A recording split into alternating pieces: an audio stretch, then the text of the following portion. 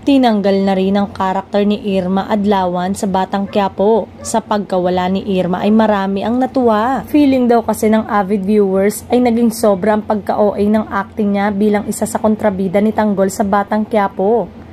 Pansin pa nga raw nila ay nananapaw at mahilig umagaw eksena ang aktres.